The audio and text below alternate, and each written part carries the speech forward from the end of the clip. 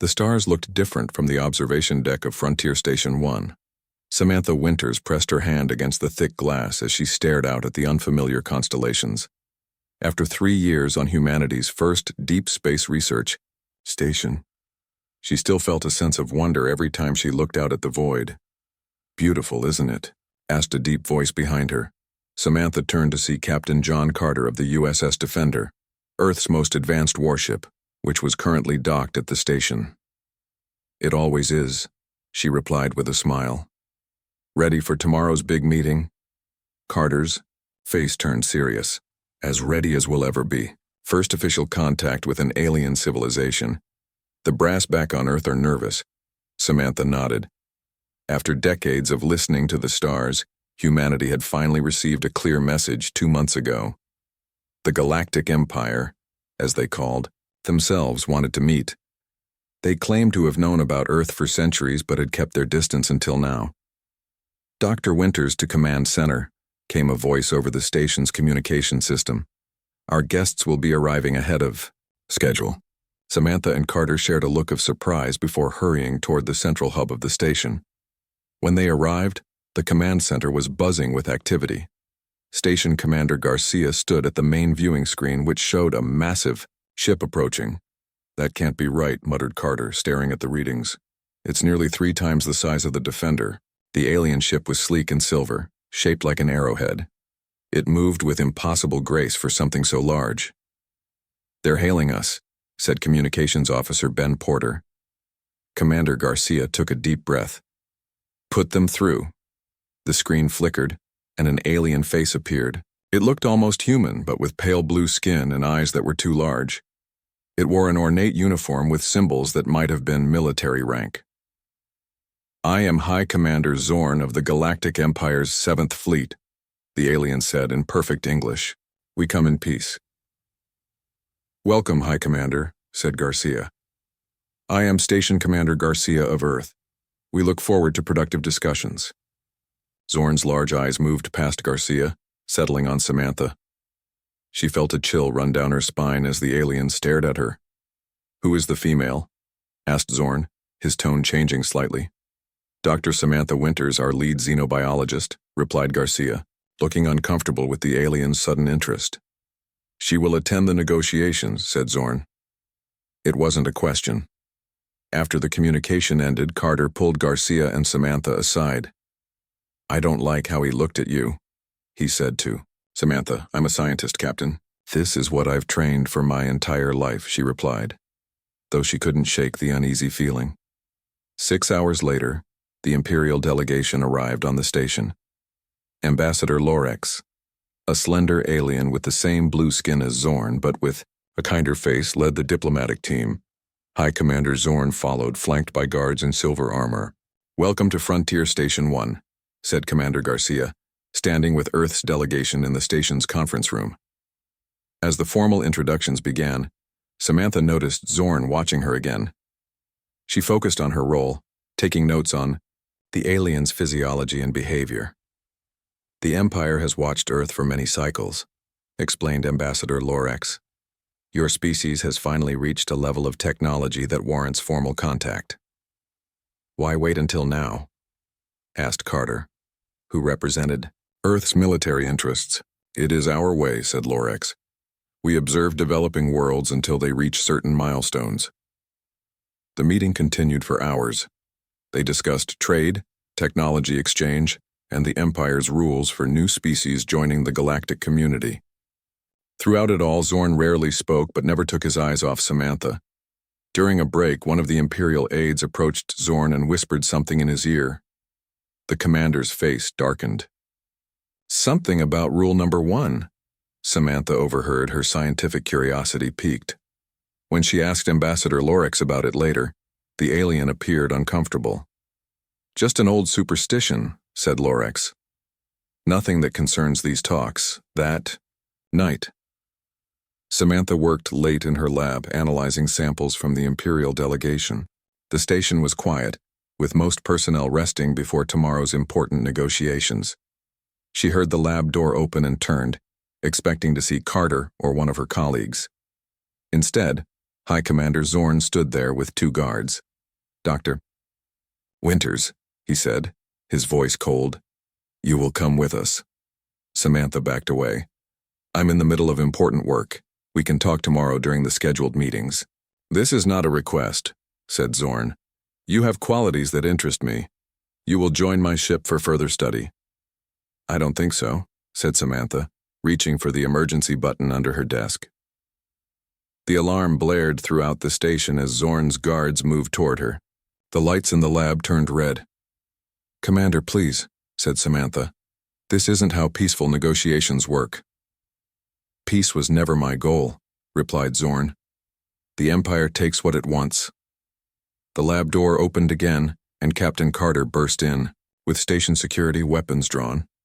"Step away from Dr. Winters," ordered Carter. "You dare threaten an Imperial commander?" asked Zorn, his hand moving to a weapon at his side.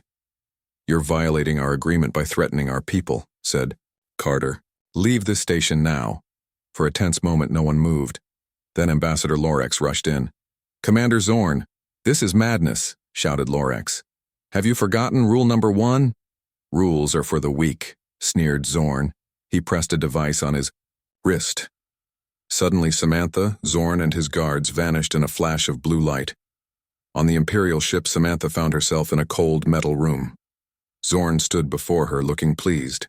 "Let me go," demanded Samantha. "This is an act of war against Earth." "Your planet poses no threat to the Empire," said Zorn dismissively. "And you, Dr. Winters, are too valuable a specimen to leave behind." Back on the station, chaos erupted. Ambassador Lorex stood pale-faced before Commander Garcia and Captain Carter. "You must understand," said the ambassador. "What Zorn has done violates our most ancient law. Rule number 1. Don't touch Earth's women." "Why would that be a rule?" demanded Carter. "I don't know," admitted Lorex. "It predates the Empire itself. It's a warning passed down through countless generations. All I know is that every civilization that has broken this rule has suffered terrible consequences." "I don't care about your superstitions," said Carter. "I want Dr. Winters back, and I want her back now." "It may already be too late," whispered Lorex. "The ancient texts say that once rule number 1 is broken, it awakens something that should stay asleep." As if on cue, alarms began blaring on the Imperial ship. Samantha felt a strange warmth spreading through her body. Her skin tingled, and she could suddenly hear voices in her head, ancient and powerful. "What is happening to me?" she asked as Zorn stared at her in growing alarm. "Impossible," muttered the commander as his instruments detected massive energy surges coming from the human woman. Across the galaxy, on planets Samantha had never heard of, ancient machinery buried for millennia began to hum with new life. Rule number 1 had been broken. The Guardians would soon awaken. The Imperial capital shone like a jewel against the backdrop of space. A massive ring world orbiting twin stars, it housed trillions of beings from across the galaxy. In the Hall of Emperors, the mood was tense. Emperor Kralix sat on his golden throne. His 4 eyes narrowed as he listened to the report. Before him stood Elder Counselor Vex, the oldest living member of the Imperial Council. The ancient alien's skin was wrinkled and gray, and he leaned heavily on a staff made from a material unknown even to Imperial scientists. "High Commander Zorn has taken an Earthwoman," said Vex, his voice trembling. "He has broken rule number 1. Emperor Kralix waved a dismissive hand. "This ancient superstition again? The Empire spans 10,000 star systems. We fear no primitive warnings." "My Emperor," insisted Vex. "This is not merely superstition. The rule predates our civilization. It appears in the records of the 3 lost empires." "Fairy tales," scoffed Kralix. "Stories to frighten children." Vex walked slowly to a table in the center of the hall and placed a small crystal cube on it. The cube projected images of ancient texts and star maps. "The First Empire fell 20,000 years ago," explained Vex. "At the height of their power, they took women from Earth for study. Within 1 cycle, their civilization collapsed." "Coincidence?" said Kralix. "The Second Empire rose from their ashes," continued Vex, undeterred. "They too ignored the warnings. They believed their technology could protect them. The old counselor's voice grew sad. They were wrong. The images changed to show ruins on countless worlds. And the third? Asked a younger counselor. The third empire lasted longer than the others, said Vex. They understood the danger and established rule number 1 as galactic law. For 10,000 years they thrived. Then a rogue faction violated the rule. Within days, their civilization was reduced to dust. Emperor Kralix stood up, his patience wearing thin. We are the Fourth Empire, the greatest power this galaxy has ever known. We will not be governed by ancient fears. At that moment, a messenger rushed into the hall and bowed before the Emperor. My lord, said the messenger, we've lost contact with High Commander Zorn's fleet. Across the galaxy, aboard a smaller Imperial ship, Ambassador Lorex sat with Captain John Carter and Commander Garcia. The humans' faces were grim. Your commander kidnapped one of our people, said Carter, barely controlling his anger. This is an act of war. I understand your fury, said Lorex. But there are larger concerns now. What Zorn has done may threaten us all. Explain this rule number 1, demanded Garcia. Why is it so important? Lorex sighed. The truth is we don't fully understand it ourselves. It's one of the oldest laws in the galaxy passed down through countless civilizations. The warning is always the same. Don't interfere with Earth's women. That's oddly specific, said Carter. Indeed, agreed Lorex. Some believe Earth is under protection of an ancient power. Others think Earth's women carry something within them, dormant but deadly if awakened. And you've just been avoiding Earth all this time because of this rule? Asked Garcia. Until recently, said Lorex. The current emperor believes the old rules don't apply to him. He ordered official contact with Earth thinking the warnings were superstition. We need to find Samantha, said Carter, bringing the focus back to the immediate problem. Zorn's fleet was last seen heading toward the Arcadia sector, said Lorex. We can follow them, but my ship is small. We will be no match for his flagship. The USS Defender is, said Carter confidently, and I have the best crew in Earth's fleet. Meanwhile, on Earth, Intelligence Officer Daniel Hayes sat in a dimly lit room beneath the military headquarters in Geneva. After news of Dr. Winter's abduction reached Earth, Admiral Laura Fisher had ordered him to dig through all the information they had on the Galactic Empire. There has to be something, muttered Daniel as he scrolled through files on his screen. Junior officer entered with a fresh cup of coffee. Any luck, sir? Not yet, said Daniel. But I found something odd. Before the Empire contacted us, our deep space telescopes detected unusual energy readings from several star systems. Connected to the aliens? Asked the junior officer. I'm not sure, admitted Daniel, but the readings started right after we launched Frontier Station 1. He pulled up another file, this one containing transmissions intercepted years before. Official first contact. Look at this, he said, pointing to a repeated phrase in the alien language. Their translation software had finally decoded it. Maintain distance from Sol 3, rule number 1 in effect. Daniel's screen suddenly flashed as a new message came in. It was from a classified source deep in Imperial space. The message contained a single file with star charts and ancient text. Get Admiral Fisher down here, said Daniel urgently. I think I found something important. 30 minutes later, Admiral Fisher stared at the translated text with wide eyes. This can't be right, she said. 3 previous galactic civilizations, said Daniel. All of them destroyed after interfering with Earth women. But why? Asked Fisher. The text isn't clear, admitted Daniel. It mentions guardians and the sleeping ones. Something about Earth being a sanctuary world. Fisher's communicator beeped. Admiral, we're detecting massive energy surges across the planet. They started about an hour ago. Where? Asked Fisher. That's the strange part, said the voice on the communicator.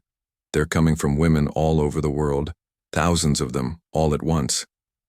Back on Zorn's flagship, Samantha Winters was strapped to a metal table. Imperial scientists hovered around her, scanning her body with strange devices. Her cellular structure is changing, said the lead scientist, Imperial Scientist Krell. I've never seen anything like it. Is she dangerous? Asked Zorn, watching from behind a protective shield. Unknown, replied Krell, but the energy readings are off the charts and still climbing. Samantha could hear them talking, but it seemed distant, unimportant. The voices in her head were growing louder, clearer. They spoke in a language she had never heard before, yet somehow she understood. Sisters, they called. Awaken. The time has come. Rule number 1 has been broken. She felt her body changing from within, her DNA rewriting itself, activating sequences that had been dormant for countless generations. Knowledge poured into her mind, knowledge of stars and civilizations long dead, of powers beyond human understanding. Commander, said Krell urgently, we should terminate the subject. These readings suggest no, interrupted Zorn. Whatever she's becoming, the Empire can use it. Continue your tests. A junior officer entered the laboratory, his face pale. Commander, we've lost contact with the capital, and our long-range sensors are detecting something. Be specific, demanded Zorn. Massive objects appearing throughout the sector, said the officer. They weren't there an hour ago. It's as if they're emerging from nowhere. On the bridge of the USS Defender, Captain Carter prepared his ship for combat. Ambassador Lorek stood beside him, looking increasingly worried. We've located Zorn's flagship, reported the tactical officer. But sir, there's something else out there. Something big. The main screen showed a massive structure materializing in space near Zorn's ship. It was like nothing they had ever seen. A colossal geometric shape made of a material that seemed to shift between solid and energy. What is that? Whispered Carter. Lorex's face had gone pale. It's happening again. The Guardians are returning. Throughout the galaxy, similar structures were appearing. On ancient worlds, buried temples began to glow with inner light. On the Imperial capital, the sky turned strange colors as massive shapes appeared in orbit. In the Imperial archives, Elder Vex rushed through the oldest section, searching for information that might save them. He found an ancient tablet and read the words with growing horror. When rule number 1 is broken, they will return, he translated. The women of Earth are not what they seem. They are the vessels, the sanctuary, the dormant form of those who once ruled the stars. Disturb their sleep at your peril, for when they awaken, judgment will follow. Vex looked up as alarms began to sound throughout the capital. It's too late, he whispered. The Guardians have returned. 3 weeks after Samantha's transformation, Earth was a planet transformed. The massive geometric structures, now known to be Guardian vessels, orbited the world like new moons. In cities across the globe, women who carried the Guardian genes continued to awaken. John Carter, now promoted to Admiral after the crisis began, stood in the United Nations Emergency Council chamber in New York. The room was filled with world leaders, military officials, and scientists, all trying to understand the new reality. Admiral Carter, said President Olivia Martinez of the United States, you've had the most direct contact with these Guardians. What can you tell us about their intentions? Carter looked around the room. Based on all communications with Dr. Winters and other awakened Guardians, they mean us no harm. They consider Earth their home. But they're not human, said the Russian representative. Not entirely, agreed Carter. But they've lived as humans for thousands of years. They have human memories, human families, human lives. They're as much a part of Earth as any of us. A side door opened, and Dr. Elizabeth Grant entered. Over the past weeks, she had become the leading expert on Guardian biology. Dr. Grant, called President Martinez, what's the latest on the transformation process? Elizabeth approached the podium. We've identified the specific genetic markers that indicate Guardian ancestry. Approximately 1 in every 1,000 women on Earth carries these markers. Not all are awakening at the same rate. It seems to depend on proximity to other Guardians and their individual genetic makeup. Are they dangerous? Asked the Chinese representative. They haven't shown any hostile intent toward humans, replied Elizabeth. In fact, many continue their normal lives despite their new abilities and awareness. And the men? Asked another, leader. Why only women? The guardian genes are carried on the X chromosome, explained Elizabeth. Men can carry the genes but cannot express them fully. They can pass them to their daughters, however. The discussion was interrupted as a staff member rushed in and handed President Martinez a note. Her face paled as she read it. We have a new situation, she announced. The Galactic Empire has sent a massive fleet toward Earth. They'll be here in less than 12 hours.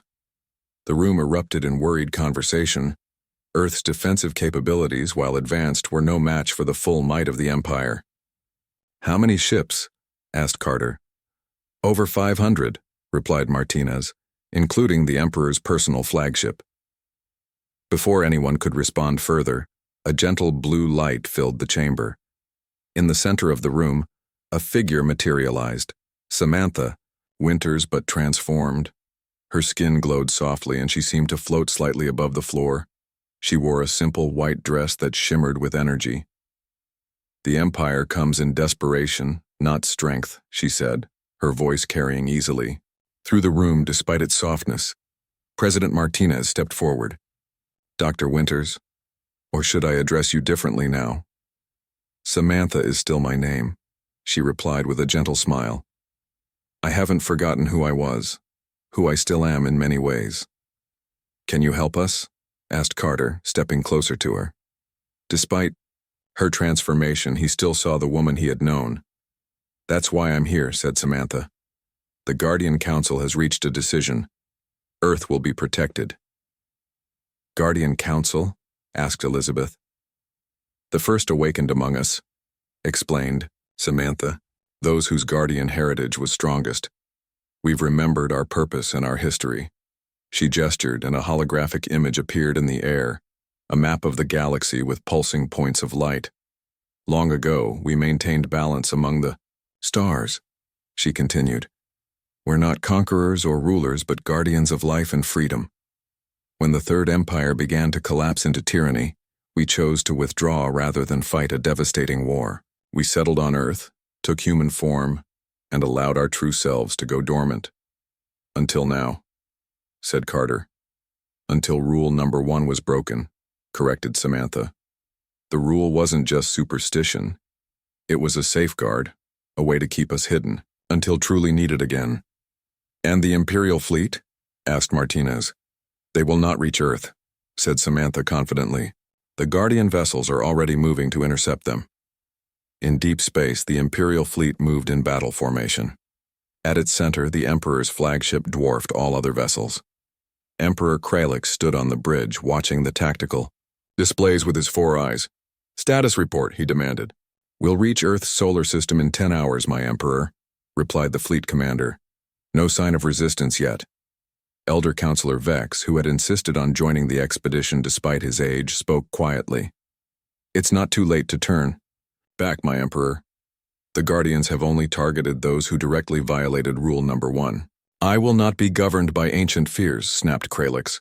If these Guardians truly exist, they will bow before the might of the Empire. The 3 previous empires thought the same, reminded Vex.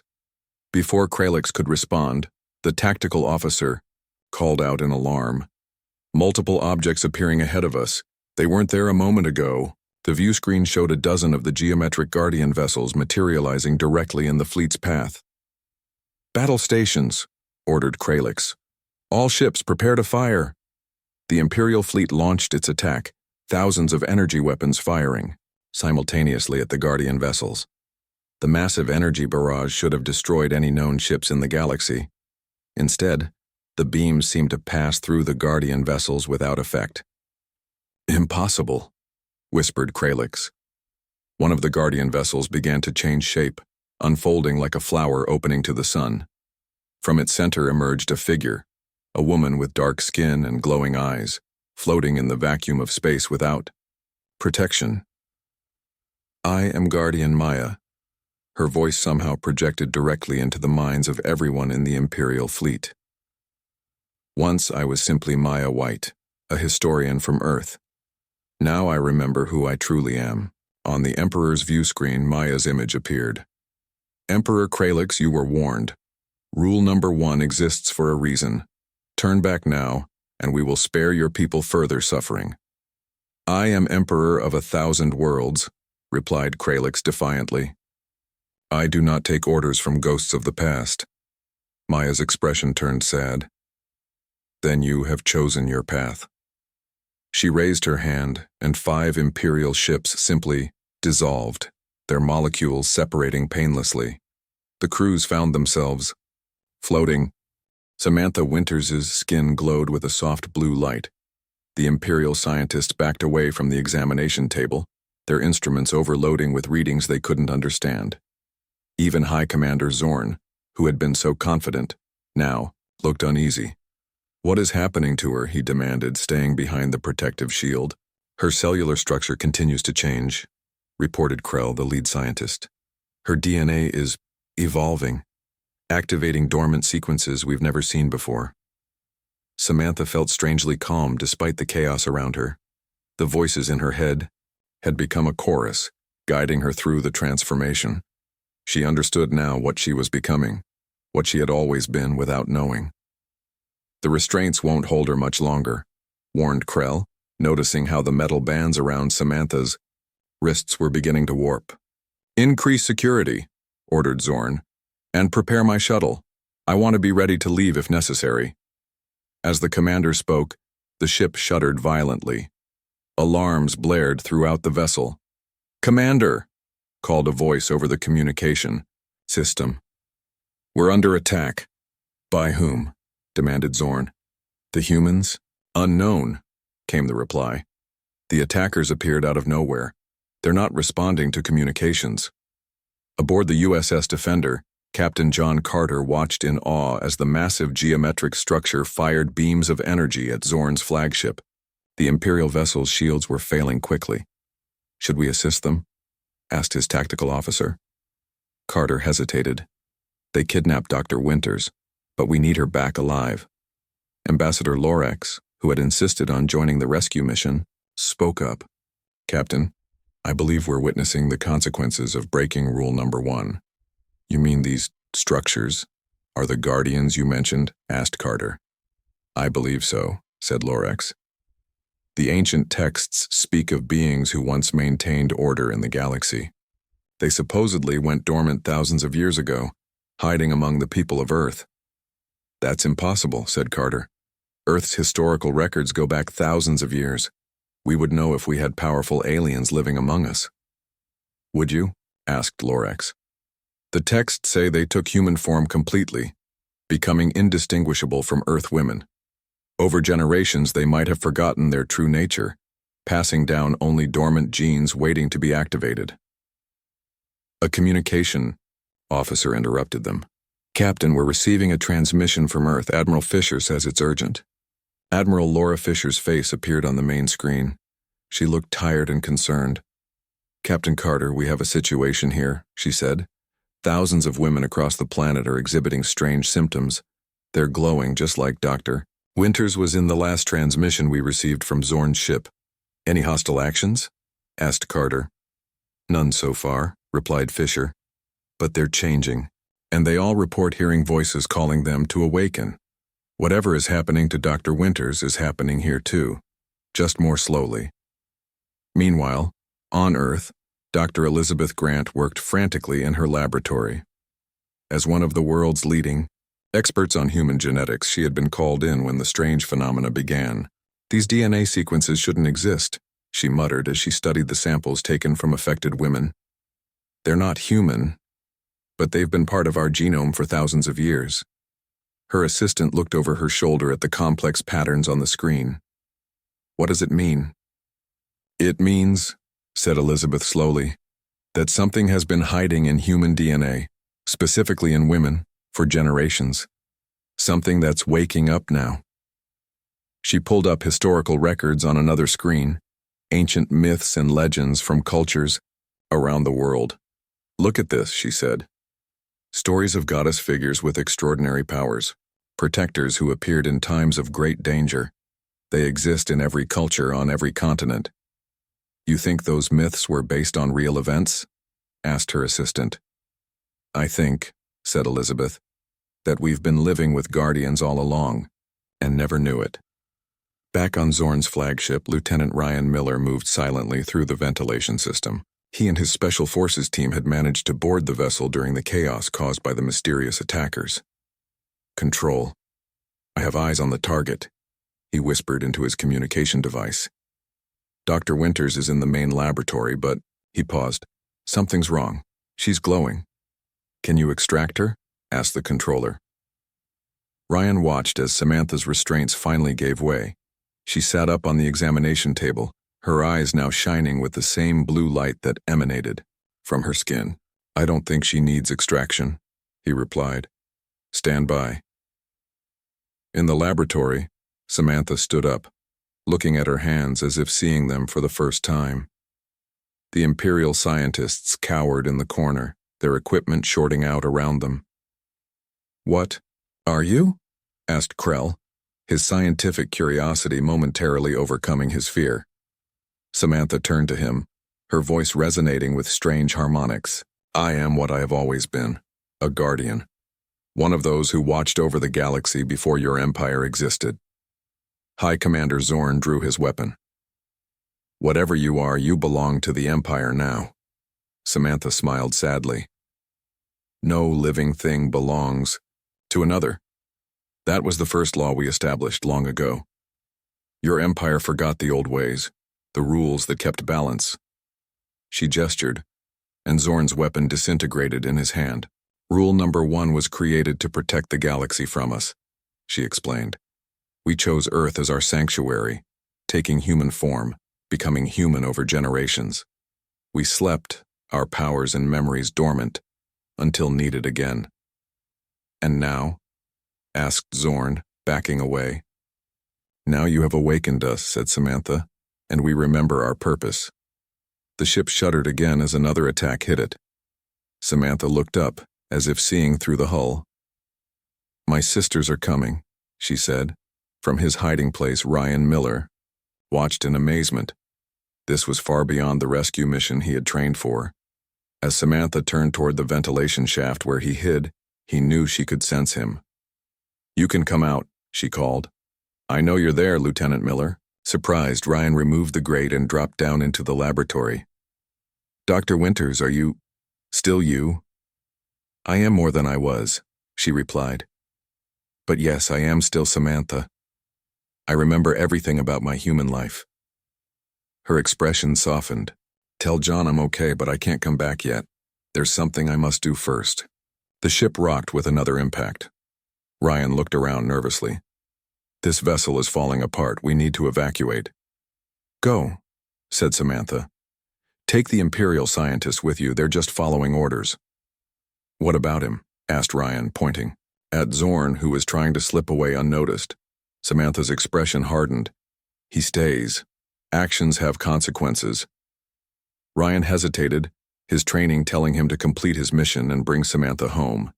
Lieutenant, she said gently, the woman you came to rescue no longer exists. What I've become is beyond Earth now, but I will return when my work is done. Reluctantly, Ryan gathered the Imperial scientists and began leading them toward the escape pods. As they left, he looked back to see Samantha walking toward Zorn, her feet no longer touching the ground. On the Imperial capital, Emperor Kralix watched in horror as the massive structures surrounded his world. His mighty fleet seemed insignificant against their power. Elder Vex, he called. Tell me what to do. How did the Ancient Ones survive this? The old counselor shook his head sadly.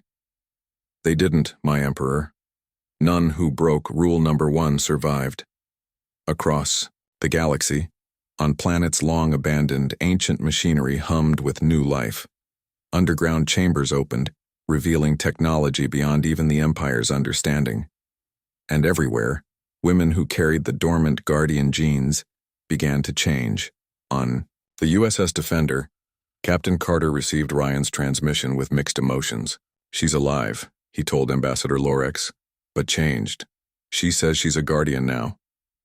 Then the legends were true, whispered Lorex. The Guardians didn't leave the galaxy. They hid among you. Carter looked at the view screen, where Zorn's flagship was now surrounded by the geometric structures. What happens now? I don't know, admitted Lorex. No one has witnessed the return of the Guardians and lived to document it. We are in uncharted territory. As they watched, Zorn's flagship began to dissolve, not exploding but simply coming apart at the molecular level. My God, whispered Carter. Is Samantha doing that? Before Lorex could answer, a new transmission came through. It was Samantha, but her image flickered with energy. John, she said, her voice still recognizable despite the strange harmonics. Don't be afraid. What's happening is necessary. Samantha, said Carter, what have you become? What I was always meant to be, she replied. Earth was never just another planet, it was our sanctuary, where we hid when the galaxy last fell into chaos. We took human form, lived human lives, passed our dormant genes through generations of women. And now? Asked Carter. Now we remember, said Samantha, and we will restore order once more. Her image flickered. Tell Earth to prepare. The Guardians are returning home. 6 months after the awakening of the Guardians, Earth had changed in ways few could have imagined. The planet now stood at the center of a new galactic order, neither ruling nor ruled, but essential to the balance of power among the stars. Admiral John Carter stood on the observation deck of Earth's new space station, watching ships from a dozen formerly Imperial worlds arrive for the first galactic conference. The station, built with Guardian technology, dwarfed the old Frontier Station 1 where everything had begun. Quite a view, isn't it? Said a familiar voice behind him. Carter turned to see Samantha walking toward him. She looked almost like her old self, the blue glow of her skin now subtle enough that she could pass for human at a distance. She wore a simple white dress, her hair loose around her shoulders. I didn't know you were back, said Carter, his heart racing despite his efforts to remain professional. Just returned from the Arcturian system, she said, joining him at the viewport. The former Imperial colonies there needed help establishing their independence. And how are you? He asked, studying her face for signs of the woman he had known. Samantha smiled, and for a moment she looked exactly like the scientist who had once worked under his command. I'm good, John, really. The Guardian memories are fully integrated. Now, I understand what I am, what I've always been. And what's that exactly? He asked. A protector, she replied simply. That's what Guardians are, protectors of life and freedom throughout the galaxy. We don't rule or control. We simply watch and intervene when necessary. Like with the Empire, said Carter. Yes, the Empire had become unbalanced, conquering rather than cooperating. Even before Zorn broke rule number 1, they were heading toward the same fate as the previous empires. A group of alien diplomats walked past, bowing respectfully to Samantha. She nodded in acknowledgement. They revere you now, noted Carter after they passed. The very people who once hunted you. Fear and reverence are close cousins, said Samantha with a slight shrug. We're trying to change that. Guardians aren't gods or rulers. We're simply older with different abilities. Carter looked out at the stars again. President Martinez asked me to get your input on the Earth delegation's proposal for the conference. Earth doesn't need my advice, said Samantha. Humanity should chart its own course. Humanity, repeated Carter. Are you no longer including yourself in that category? Samantha touched his arm gently. I'm both human and Guardian, John. That's what makes Earth's Guardians unique. Unlike the original Guardians from eons ago, we lived as humans, loved as humans. It gives us perspective they lacked. In the station's main conference chamber, delegates from across the galaxy gathered. Some were former Imperial worlds, others had been independent all along.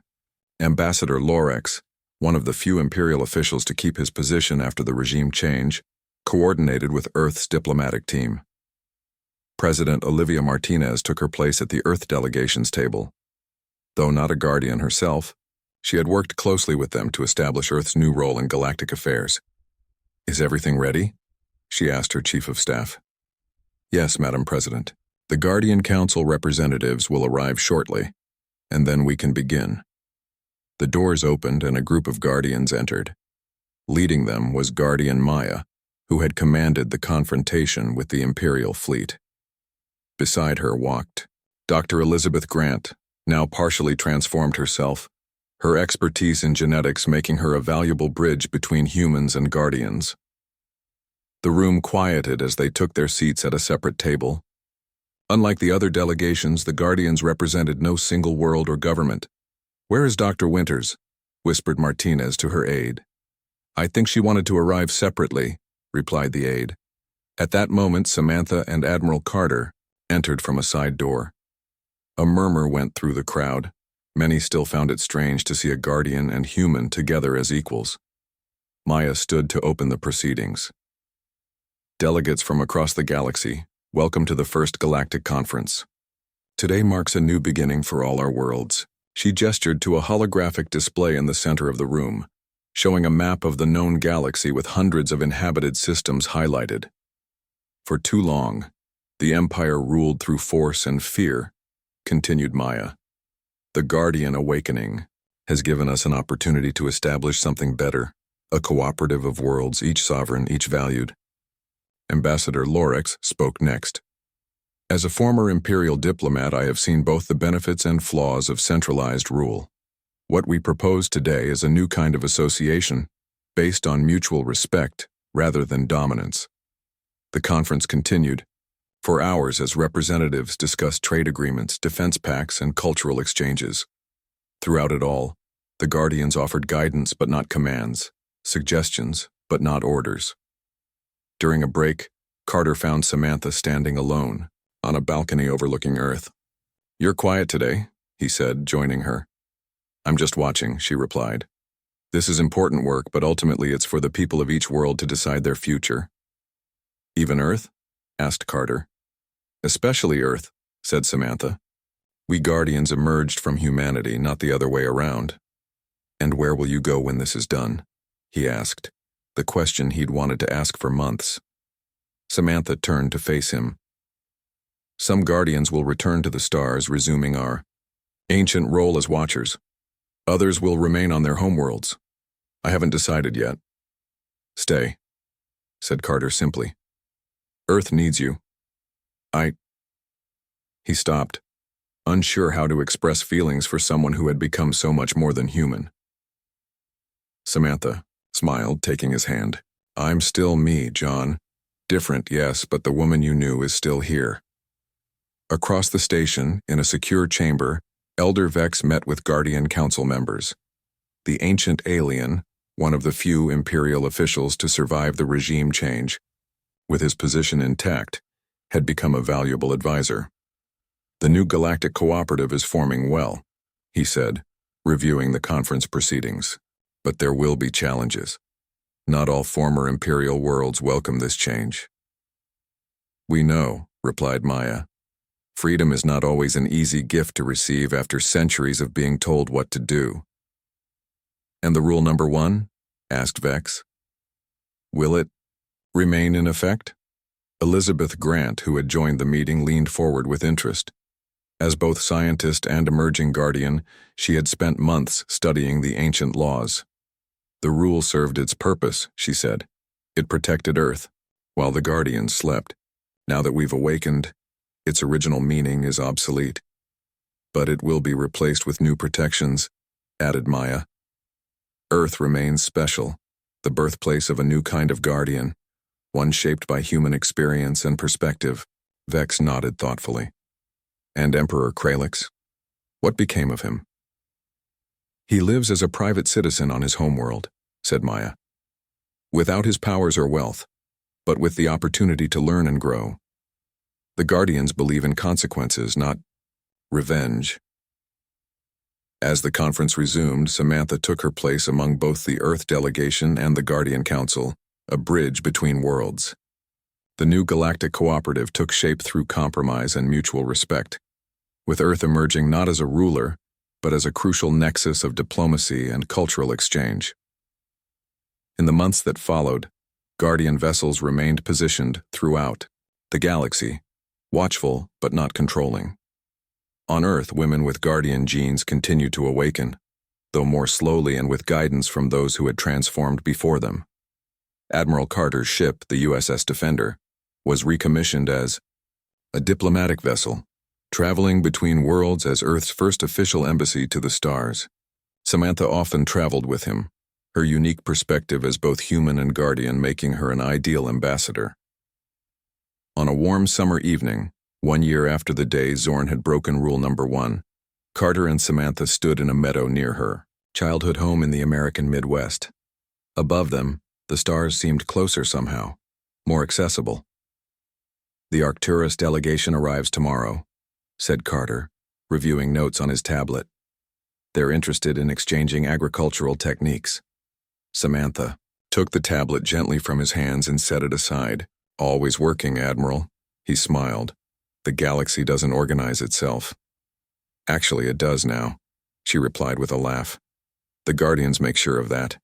She looked up at the stars, her eyes reflecting their light. "A year ago, I was just a scientist, excited about first contact. Now I understand that humans were never alone in the universe. We were protected, watched over, until we were ready." "Ready for what?" asked Carter. "To join something greater," said Samantha. "Not as subjects or rulers, but as equals." She took his hand, her skin glowing softly in the darkness. "The Empire violated rule number 1 because they didn't understand. They saw Earth women as subjects to study or possess. They never imagined we might be something more." "Their mistake," said Carter. "Yes," agreed Samantha. "And now the rule has been rewritten. Respect all beings as equals, for you never know who might be a Guardian."